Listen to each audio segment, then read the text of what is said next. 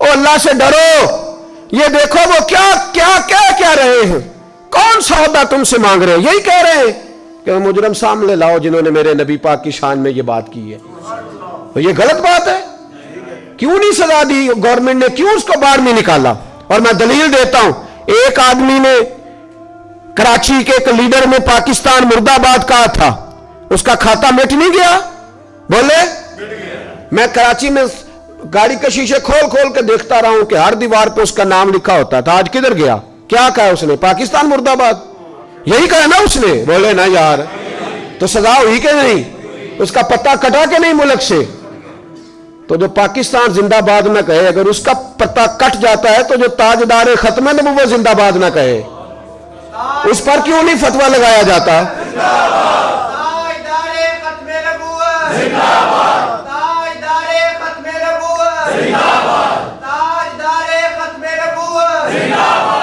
تو میرے عزیز یاد رکھیں، ایک چھوٹی سی بات ہے، اور چونکہ ہماری ساری سیاسی جماعتیں لبرل ہیں، لبرل، ان کو مذہب سے کوئی دلچسپی نہیں، ہاں میں صحیح بات کہہ رہا ہوں، اور جو دین کے نام پر، اسلام کے نام پر ووٹ لے کے وہاں بیٹھتے، ووٹ اسلام کے نام پہ لیتے ہیں، اور پھر 2-4 ایم این اے بن جائیں تو پھر یہ لوگ بیچتے ہیں اپنے ایم این اے کو، پھر حکومت سے وزارتیں لیتے ہیں۔ تم مذہب کے نام پہ آئے ہو تو جن کو تم نے الیکشن میں گالیاں دی تھی ان کے تم سپورٹر کیسے بن گئے؟ مذہب کے نام پر تمہارا پھر مدعا صرف 2-4 وزارتیں، اس سے باہر آئے، میں نے الیکشن نہیں لڑنا، لیکن غلط بات پہ چپ رہنا بھی جرم ہوتا ہے۔ اس لیے بالکل کوئی اوچھا ہتھ کنڈا حکومت استعمال نہ کرے، بالکل نہ استعمال کرے۔ اگر ہم ان کے ساتھ شریک نہیں ہوئے وہاں جا کے، اس کا مطلب نہیں ہم ان کے ساتھ نہیں۔ یا یاد رکھیں، یہاں جو ایجنسیوں کے لوگ آتے ہیں، بات نوٹ کر لیں، میری بات نوٹ کر لیں، ان کو کوئی آدمی بے سہارا نہ سمجھے، کوئی نہ سمجھے کہ ان کے خلاف کوئی سخت بات ہوگی تو ہم چپ رہیں گے۔ ہمیں تقریریں بھی کرنی آتی ہے تو جانیں بھی دینی آتی ہیں، ہمیں آزمایا ہوا ہے لوگوں نے بڑی دفعہ، ہمیں سارے کام آتے ہیں، سارے۔ ہم نے تو کبھی پسند ہی نہیں کیا روڈ بلاک کرنا، ہمارا تو شیوا ہی نہیں، پر اگر تم ہمیں چھیڑو گے تو پھر یہ نہ سمجھنا کہ ان لوگوں کو آتا کچھ نہیں۔ اور ہماری جماعت کو تو ہمیشہ گورنمنٹ نے مسئلہ ہے، کیونکہ ہمارے پاس ڈنڈا نہیں، ہمارے پاس بندوق نہیں۔ دہشت گردوں کی بات یہ 1 منٹ میں مانتے ہیں، گولی سے ڈرتے ہیں، وہاں تو بیٹھے ہوئے لوگوں کے پاس گلیل بھی کوئی نہیں، تو حکومت سمجھتی ہے کہ جس طرح مرضی چمٹے سے اٹھا کے پھینک دے گی۔ اور پھر وزیر داخلہ صاحب کہتے ہیں ہمیں کورٹ کا آرڈر ہے۔ کورٹ نے جب تمہیں نکالنے کا آرڈر کیا تھا تو تم ساری سڑکوں پہ چلائے تھے، اس وقت کیوں نہیں چپ کیے کہ کورٹ کا آرڈر تھا؟ یہ والا آرڈر زیادہ ضروری ہے کورٹ کا؟ یہ ختم نبوت کا مسئلہ ہے، یہ رسول اللہ کی عزت کا مسئلہ ہے۔ ہم اگر یہاں بیٹھے ہیں یا وہاں بیٹھے ہیں یا کوئی کراچی میں بیٹھا ہے، لیکن جب تاجدار ختم نبوت کا نعرہ لگے گا تو تم ہمیں ایک جان پاؤ گے، ایک کونے میں پاؤ گے، ہمیں ایک میدان میں کھڑے ہوئے پاؤ گے انشاءاللہ تعالی۔ ہمیں آتا ہے، سارے کام ہمیں آتے، اور ہم بڑے باریک بین لوگ ہیں، ہم ہر چیز کو اس کی گہرائی تک سمجھنے کے۔ میں نے کہا کہ کسی کے طریقہ کار سے اختلاف کر سکتے ہیں، کسی کے سٹائل سے اختلاف کیا جا سکتا ہے، لیکن مطالبے سے اختلاف بالکل نہیں کیا جا سکتا۔ میں ہر جگہ پہ کہہ رہا ہوں، اور یہاں بھی کہہ رہا ہوں، ہر فورم پہ کہہ رہا ہوں، اور ہمارا موقف بڑا واضح ہے اس موضوع پر، بڑا کلیئر ہے کہ جس بندے نے یہ زیادتی کی ہے اس کو سزا ہونی چاہیے، اس کو سزا ہونی چاہیے، اور کوئی غیر اخلاقی طریقہ نہیں، قانون کے مطابق سزا دیں۔ آپ نے دی نہیں کراچی کے لیڈر کو سزا، اس نے پاکستان کے خلاف بات کی تو سزا دی نہیں، اس کا پتہ نہیں کاٹ دیا، تو لائے ان لوگوں کو سامنے کھڑا کریں، اسے سزا دیں۔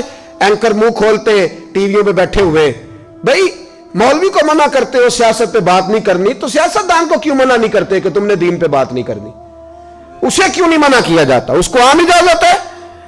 اینکر پرسن ٹی وی پہ بیٹھ کے کہتے ہیں نبی پاک نے معاف کیا، نبی پاک نے معاف کیا۔ ہاں معاف کیے، بڑا معاف کیے، لیکن نبی پاک نے معاف کیا، جناب عمر نے معاف کوئی نہیں کیا، حضرت علی نے معاف نہ کوئی نہیں کیا، حضرت ابو بکر نے معاف، عثمان غنی نے معاف۔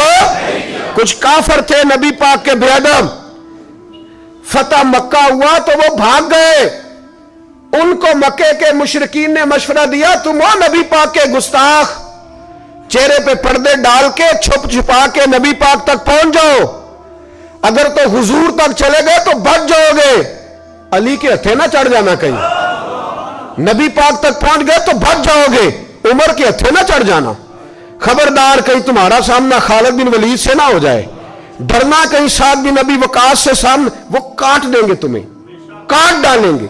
इसलिए कि वो हर शय बर्दाश्त करते हैं, मुस्तफ़ा की बेअदबी बर्दाश्त नहीं करते। याद रखें, ये पहले जज्बात से खेलते हैं, पहले तमाशा डालते हैं, फिर उसके बाद कहते हैं ओहो गलती हो गई, मौलवी क्यों नहीं जान छोड़ रहे।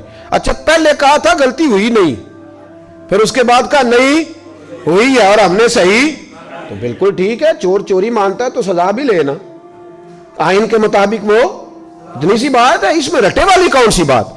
सहाबा में सबसे ठंडी तबीयत हज़रत अबू बकर सिद्दीक की है, सबसे ठंडी। कुछ भी हो गया अबू बकर बोले नहीं। लेकिन एक दिन उनके वालिद आए नबी पाक के दरवाजे पे, बूढ़े थे, नाबीना थे, सफेद दाढ़ी थी, आके खड़े हो गए। हुजूर ने फरमाया अबू काफा कैसे आए हो? कहा आज तो हद हो गई है, मुझे अबू बकर ने थप्पड़ मारा है।